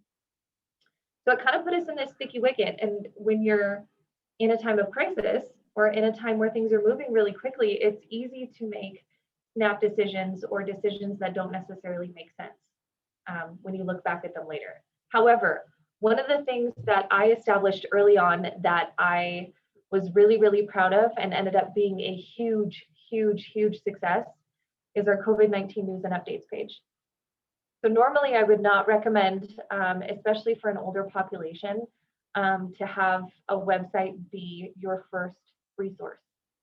However, this page served more than one purpose. This was our hub. Any information that was put out that was COVID related went here. Any of our other local voices of authority, if they put out information, it went here. So you can go back to the beginning of the pandemic and see exactly what we had been putting out. I mean, there's content from back in March when there's content from back in January here. So one of the things that I did was took a resource, our owned media that we already had, and used it to our advantage. All of a sudden, the vanity link, grh.org/COVID-19, became what went on everything. If we got a phone call from a staff member saying, hey, we have people who need this information, that's all we had to say. If we had a member of the public messaging us on Facebook saying, what the heck is going on right now? Why don't we have any information? grh.org/COVID-19. It became a voice of, it became the authority page for Grande Ronde Hospital, which was excellent. And that's something that I'm really proud of that we established early on and we stuck with. We were really consistent with it, and it proved, so if you look at if you pull up the Google Analytics for this page, it's super fascinating because it directly correlates to when we have outbreaks. So we had, pretty level, I'm gonna do this, let's see. Okay, yeah, this way. Pretty level, visits, engagement, whatever. So in June, when we had that huge outbreak that really put us on the map for COVID, it spiked so high that it was the #1 page on our website for a solid month. We had thousands and thousands and thousands of views on that page. We had national news outlets using the content on that page to source what they needed for their news articles. It was amazing. And then eventually, it kind of tapered back down, but I think now I think our aggregate number of visits on that site is about 50,000, which is insane. If you talk about website traffic, it's awesome. And people stay on this webpage for minutes at a time, reading content, clicking to other places on our website, that sort of thing. We used our own media and created videos talking about when to go to the ER for COVID symptoms. We used press releases and created, let's find a good press release from us. But if you look, you can see where we posted CHD press releases. We posted releases from the NeoJIC. Yeah. Can I ask a quick question? So I'm sure everybody here knows already, but could you just, when you're talking about owned versus earned versus paid media, Yes. could you make sure that we all kind of understand that? Absolutely. So, I'll give a couple examples of this for Grande Ronde Hospital. So I would say that our owned media outlets are the way that we have our owned media. Our primary source would be our website. We also have our internal communications, ways that we send out information to our staff. I consider our staff to be a form of owned media because they are one of the best sources of communication that we have for Grande Ronde Hospital. And to a certain extent, because we control the content that's put on there, I would say that social is a form of earned media. I think social also falls into every single one of the categories because it's also earned, because you have to establish trust and authority there before Facebook will show your content to anybody. And it's also paid because it's kind of a pay-to-play situation.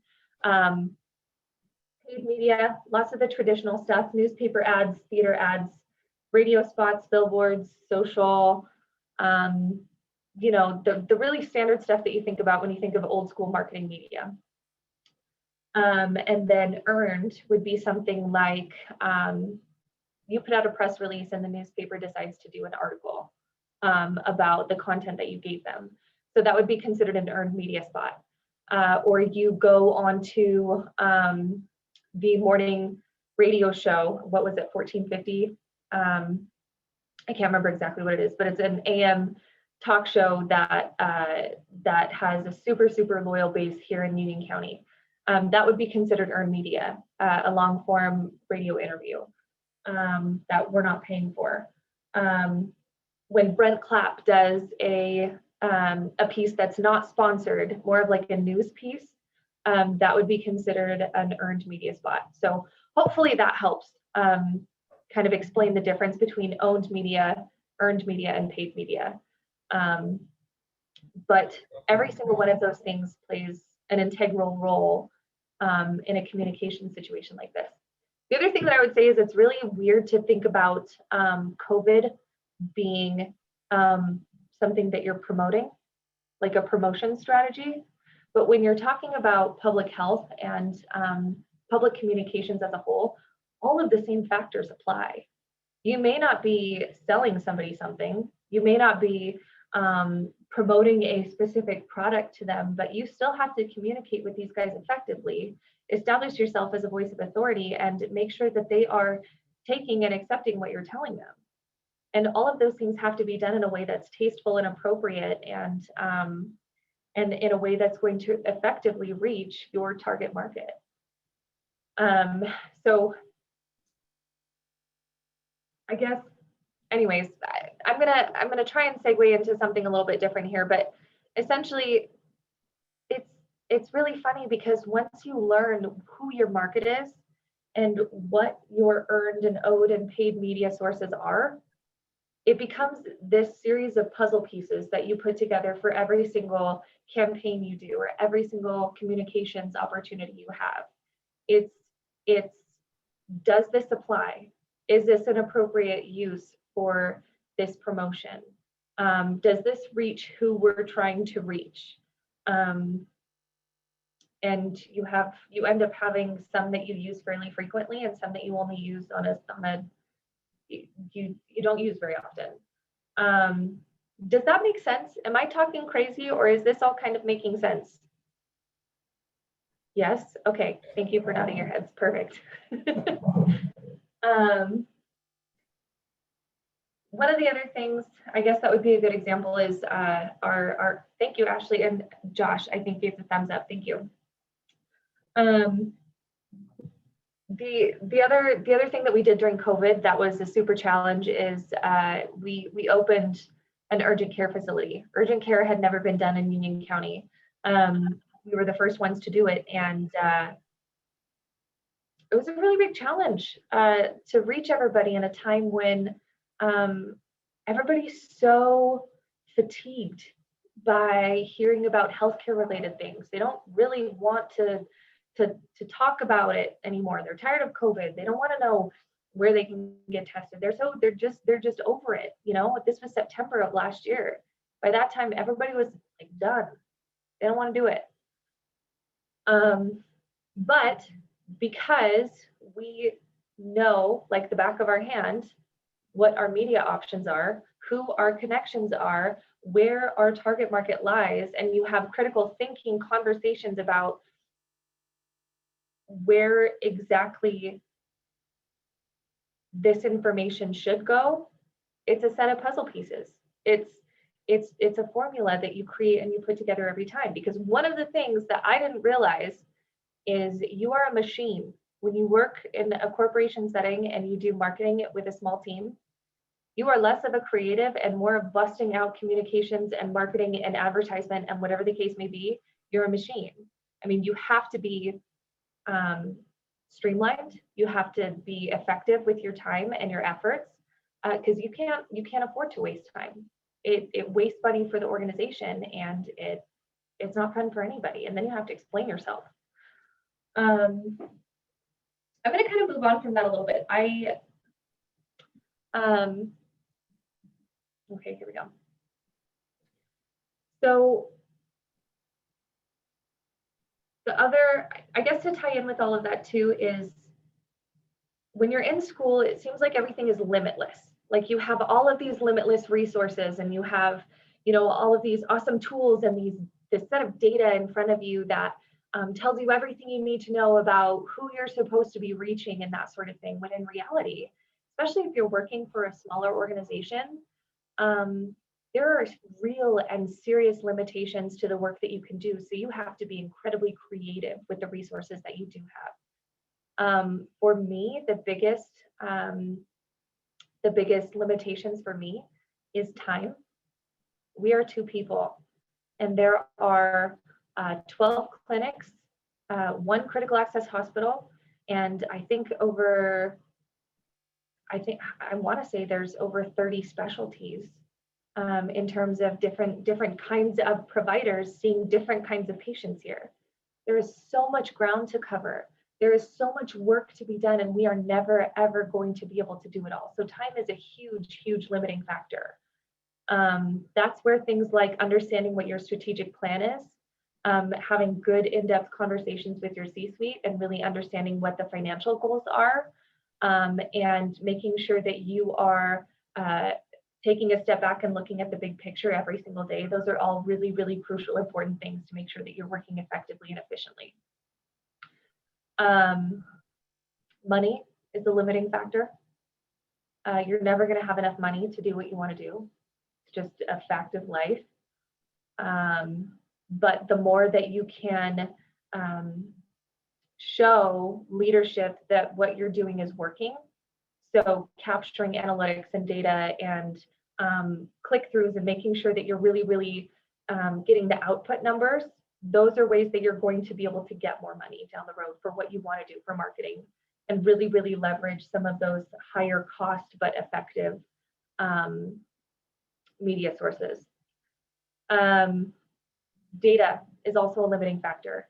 In order to really understand your audience, you've got to learn who your audience is. And if there's not a good way to measure those, a lot of times you're doing it manually. So you have to be really honest with yourself about that and gather data in any way you can, but don't make assumptions. Do the research. One of the best things you learn in school is how to research and how to learn. So continue to leverage that when you get out of school. Talk to people, the coworkers that you have, especially in an organization that, I mean, we have a dedicated data analytics team. So I can call them and say, is there any way that we can pull this data? That's a huge, huge asset to us in the marketing department, and probably one that we don't leverage enough because we don't have enough time. I could talk all day about marketing at Grande Ronde Hospital. I think that, I mean, I would love to talk with you guys more about specific campaigns or whatever the case may be, but I'm going to kind of move on into a little bit more about what I thought was important in my education and what I think that you guys could learn from. So I'm going to kind of transition into that. Unless you guys have specific questions about what I've been talking about, or if you have specific questions about marketing at Grande Ronde Hospital, do you guys have any questions for me at this point? Okay. Awesome. All right. So there's a lot of different things here that I could talk about, but I think, and I hope the professors don't hate me for this, but I think the least important thing that you're going to learn is like vocabulary and like simple terms, like the things that you want to take away from your education are concepts. You want to take away the way that you train your brain to think. You want to take away the information that really allows you to continue to learn and build off the foundation that you've created. You can always go and pull your textbooks and look back at a definition. You can always go back and do a simple Google search to learn about, you know, a couple of concepts that you can't quite remember what you learned 7 years ago. That's fine. You can pull your books back out for that. But what you can't relearn is how you force your brain to think, how you force your brain to learn and problem solve and communicate and write effectively, and all of those things. Some of the things I highlight here, the spinning plates. So really early on, I remember being super, super overwhelmed and feeling like I couldn't do the best work that I could possibly do because I was balancing too many projects at once. If you're a marketer in a small organization, that will always be the case. And we call it the spinning plates because kind of like the circus act where they have the long skinny sticks and there's the spinning plates on top of all of those sticks. If you can keep them all spinning, they might be teetering and tottering, but if you can still keep them all up in the air, then you're doing great. If you've only got one plate that's spinning, but it's spinning really, really well, then that's not very impressive, is it? That's not the point of what you do. You've let all of these other plates crash and fall on the ground. It really is a balancing act. And you learn that in college when you take 4 or 5 courses at a time, and then you're also working a part-time job, and then you're also trying to foster a relationship with, you know, family or the girlfriend or whatever the case may be. I mean, you are spinning plates. And that's what you're going to continue to do throughout life. And that's what I think is really seriously important, is to know how to multitask and stay on top of everything and try not to let your plates fall.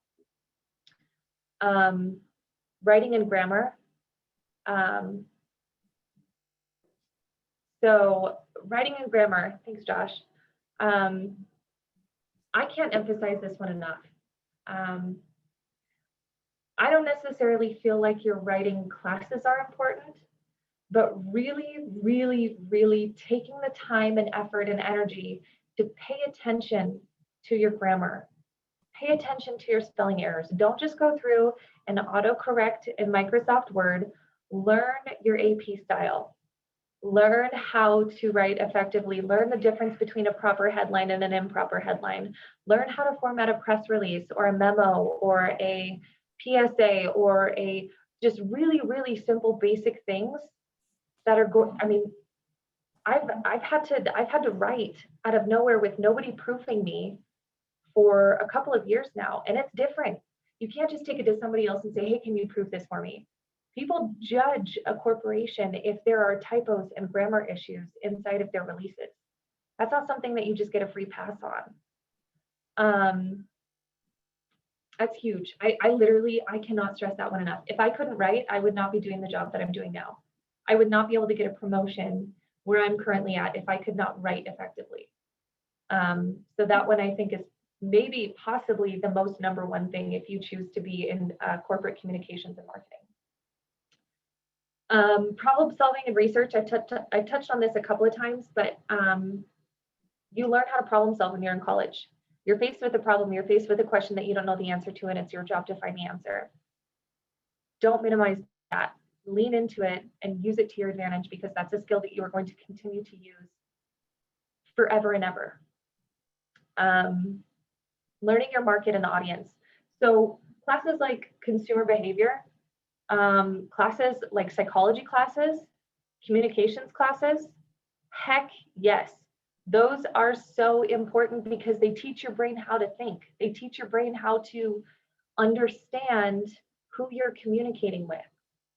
That's crucial, because if you're not communicating effectively, you can put all the money out in the world, but if you're not using it in a way that's going to have conversions, then it doesn't mean anything. You're just spinning your wheels. So you can continue to have a job like that, but what you're not going to see is progress. You're not going to see growth. You're not going to see development. You're just going to see something stagnant. How to learn. I've already talked about that one several times. Kind of the same thing as problem solving, but I would say especially in the business world, marketing, things like that, your tools, I mean, it's all the same, but it's different. So just don't be afraid of the new stuff. Learn it, research it, figure out what you don't know. Because as long as you have humility and you realize that you absolutely do not know everything, you're going to be fine. And as long as you have a desire to learn how to learn more, I'm not going to say learn everything, because you can't ever do that. Don't ever think that you're the smartest one in the room, because you're probably not. And I like to think I'm pretty smart, so there's that. Okay, so also that's one of our cows. We have cows. These are all pictures that I've taken, by the way. I literally just put them in because without them, it looks like a really, really blank white space. I didn't like that, so you get a picture of a cow. Okay, so maximizing your career potential. I don't know that I am necessarily qualified to talk about this, but I actually don't have a name for the cow, by the way. We don't name them because we send them off to eat them sometimes, so I try not to get too attached to them. But I'll tell you what I think is important and what has been important to me. So what's worked for me is to be multidimensional. I didn't put all my eggs in one basket. I learned that I enjoyed taking pictures. And so I put money towards it. I figured out a way to make it work for me. I now use it in multiple capacities. Jaguar, that's really cute. That's an adorable name for a cow. Also, it would be very fitting because we have Black Angus, so that would be excellent. But that served me really well. Marketing is a really, really visual media. And the more that you can create your own visuals, the better, especially in a small shop. So I've actually leveraged my skill to be able to have professional level equipment for my job specifically. So I have my own set of equipment just for work. That doesn't happen unless you know what you're doing and can leverage it. So figure out where you have a skill that you can leverage. And it's different for everybody. Some people are really have like an entirely separate thing that they just enjoy doing. Like, I don't know, some people, like, I have a friend who, she also went to EOU. She has a super, super successful boutique where she started out making headbands for people. Gosh, I think she was probably 4 years ahead of me. But I think she was also a business student, and she just she went to school for something entirely different, and she just latched on to the fact that she could make a pretty kick-ass headband. And she now has an entire online boutique with thousands and thousands of followers. And she works out of her home with her 2 kids every day. And she's super successful. It's awesome.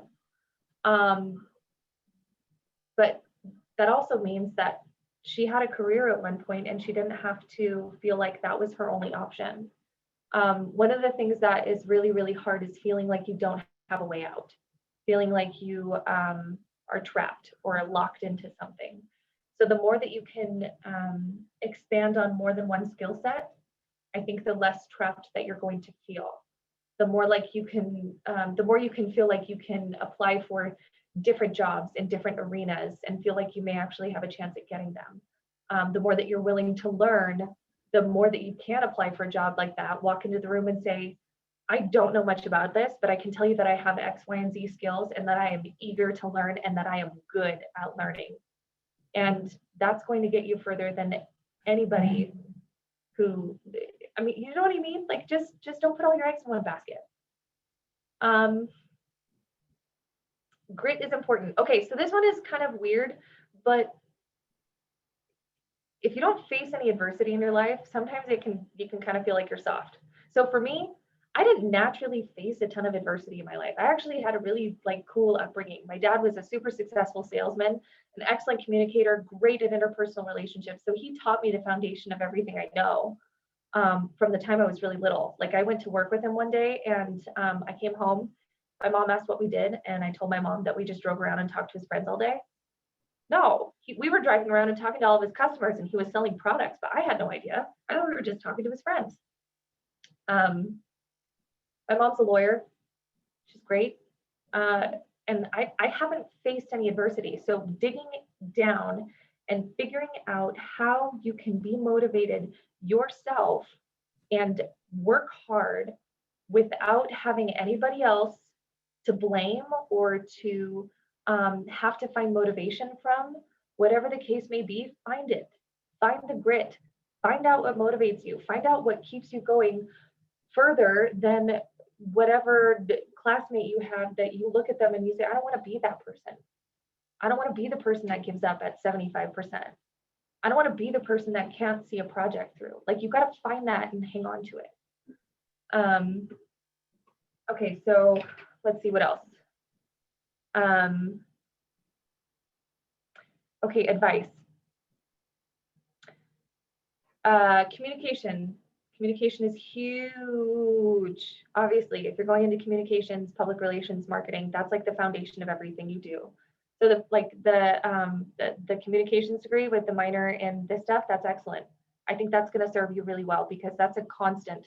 No matter how the market changes, no matter what happens, communication is going to be at the heart of that.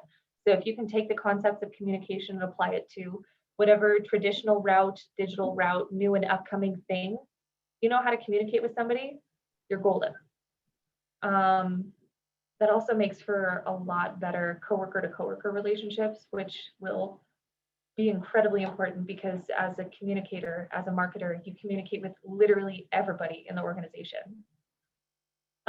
Figure out how to function under pressure, not lose your head, because if anything, COVID will show you that you have to keep your head.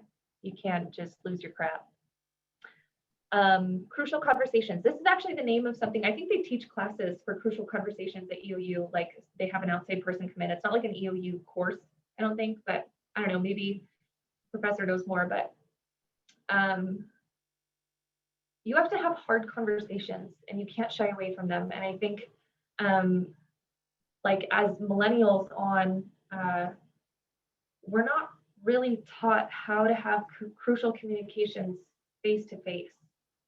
Everything has been so digital. You know, we choose not to answer our phone. We only want to communicate via email or, you know, via text message or whatever the case may be. That's like that's where we're comfortable, right?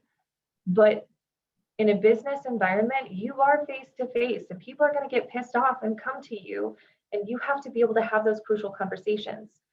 So there's a book that's called Crucial Conversations. It's excellent.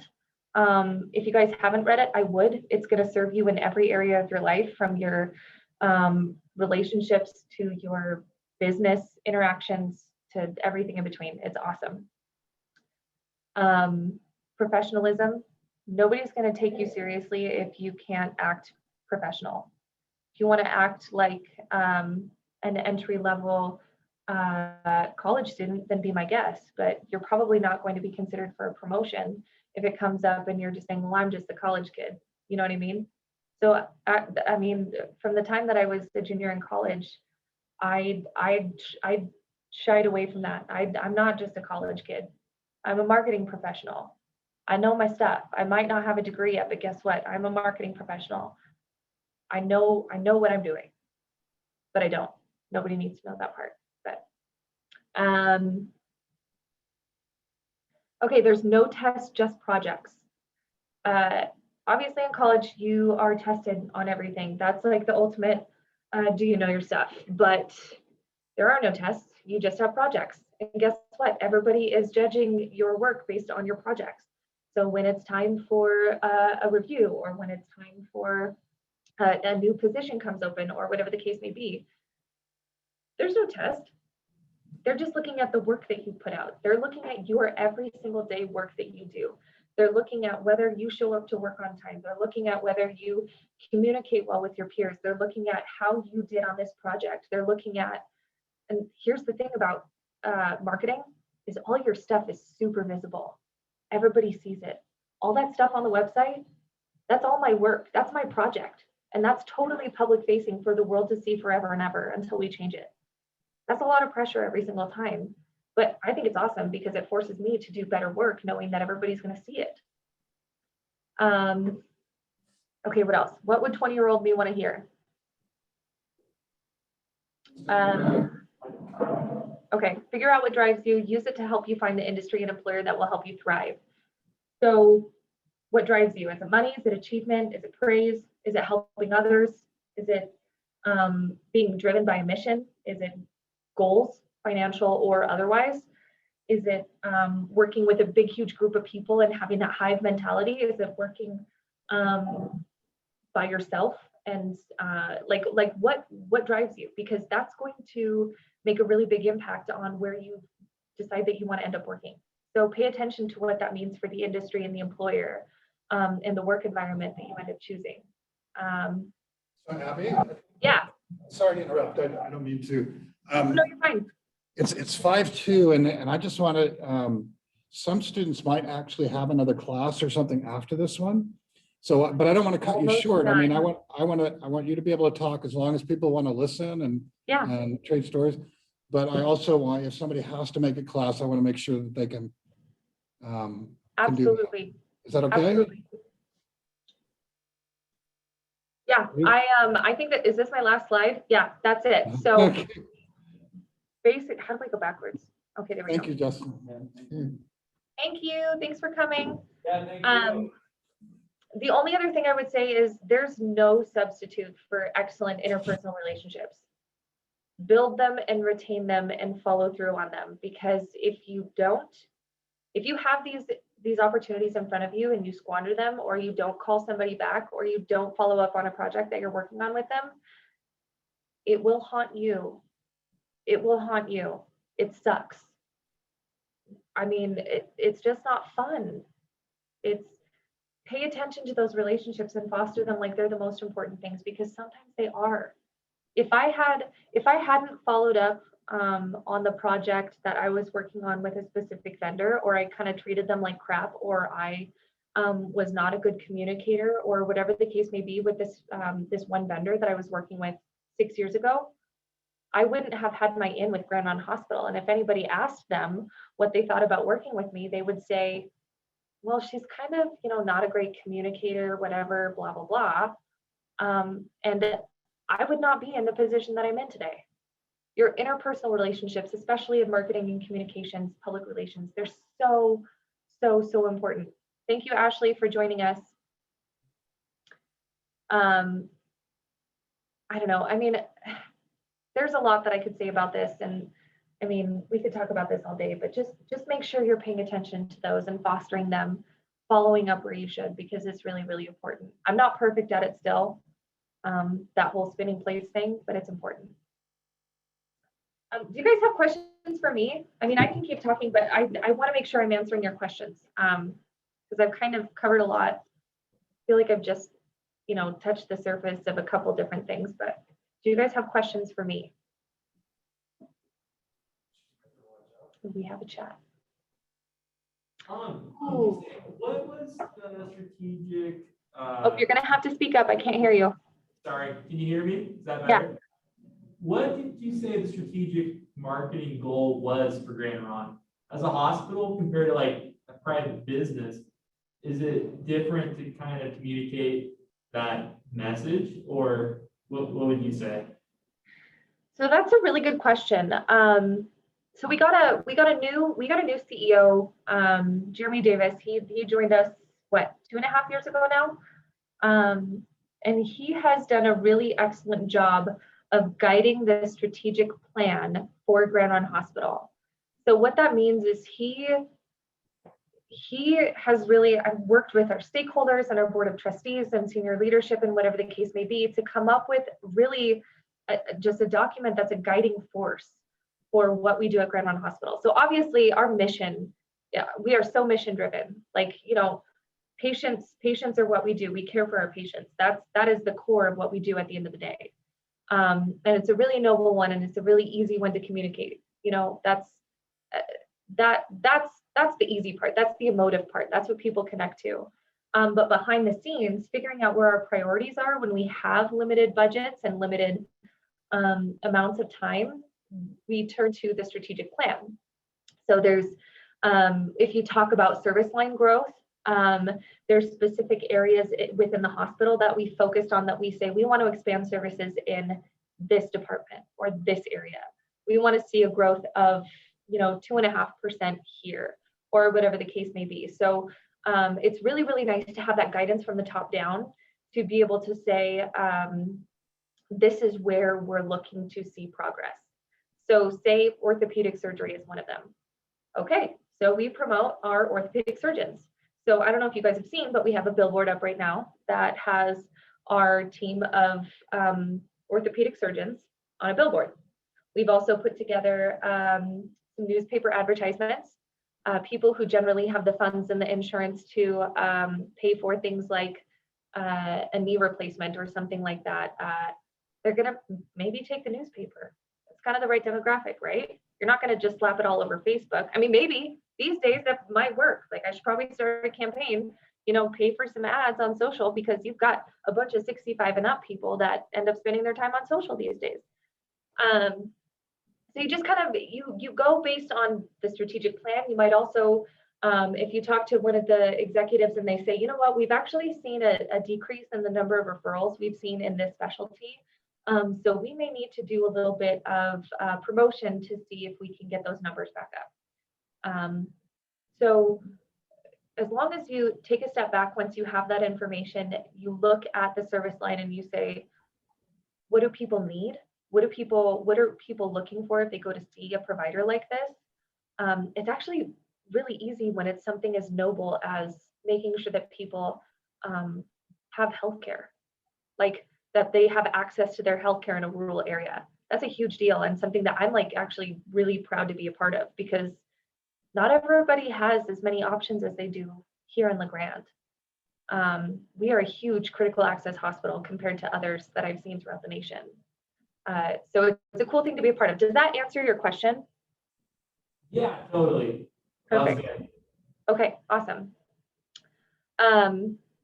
Okay, Josh asked, if you were to leave Eastern Oregon, or if you'd want to, where would you want to go? Bigger city or another hospital? That's a really good question. I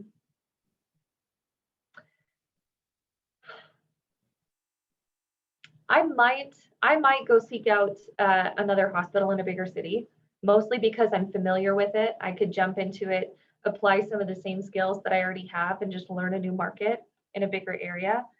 I like being a part of healthcare marketing because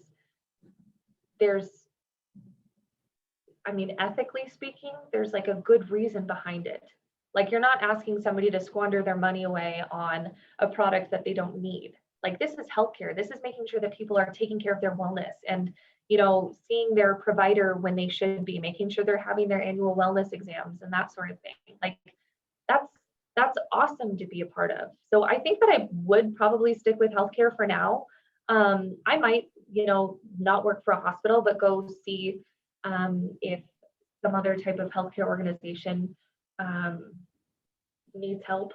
I don't know. That's a really good question. I definitely would love to live in a bigger area. Unfortunately, my husband is Eastern Oregon born and raised, and his family is deeply rooted here. So I'm pretty sure we're stuck here, which I'm totally fine with, but kind of a pipe dream. Like, I would love to just be able to go to like the mall, or, maybe have like more than 6 options for dinner one night, or maybe like, I don't know. Yeah, we could talk about that all day, but anyway, let's see. Is there any other questions for me on here? I don't think there's any other questions in chat, but oh, let's see.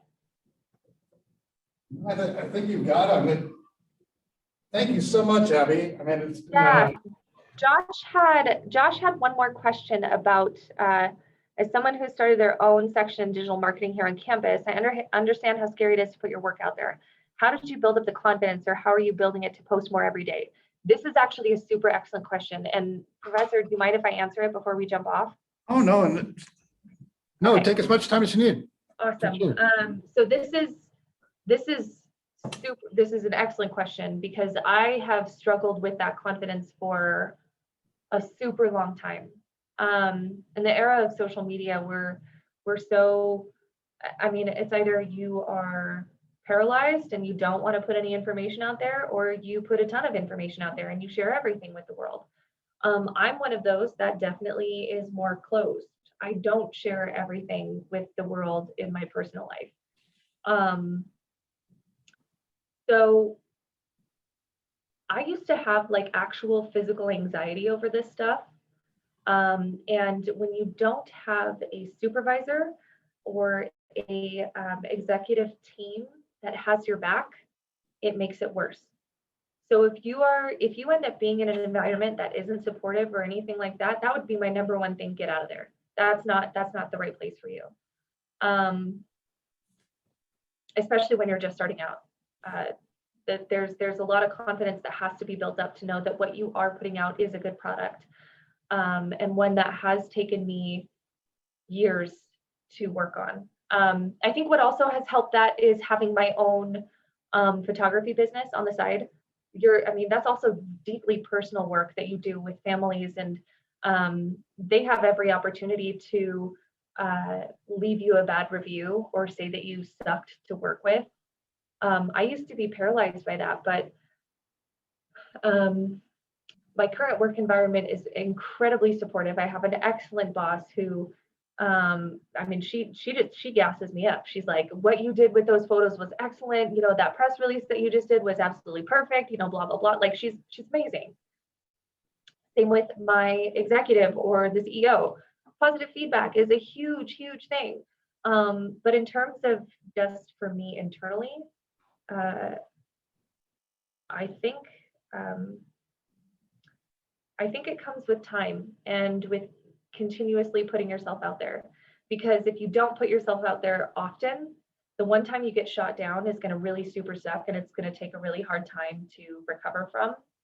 But if you're putting yourself out there on a daily basis, and 1 out of the 20 times you put yourself out there, you get shot down, it's going to hurt a lot less. And it's the 19 successes that you had are going to easily outweigh the 1 negative that you had. I'm going to put my email address out here. I'm going to put my personal email address out here. If you guys want to connect with me, I'm happy to have a phone conversation with you. I will say, just full disclosure, I've been approached a couple times to maybe help with projects and things like that, and I don't necessarily have the capacity for that at the moment. But if any of you are looking for advice or for asking questions about where to go or anything like that, I'm just going to put it in the chat. It's abby@astonePhoto.com. Please email me. I would love to have a phone conversation with you about something if you think that it would be helpful, or you need advice or want to ask questions that you're maybe not comfortable asking here. So please do. What if students wanted to connect via LinkedIn? Yeah, absolutely. Absolutely. Please do. I'm on there. I don't necessarily get on there often, but I am on there. It's a good way to build your network. Right? And you guys, EOU, you guys are all alumni, you guys support each other and help each other be successful.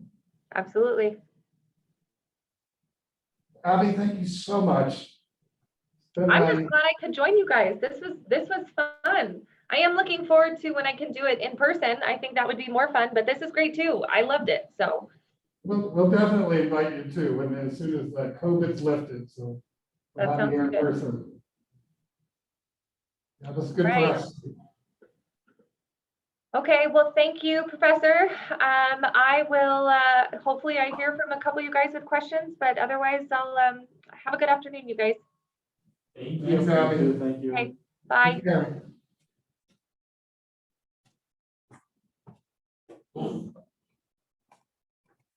Real quick, Yeah. that thing that you posted earlier, where you could look up the demographics based off of age, gender, you said you had access to that? Yeah. Okay. Let's see. Sign and leave. Should I just give it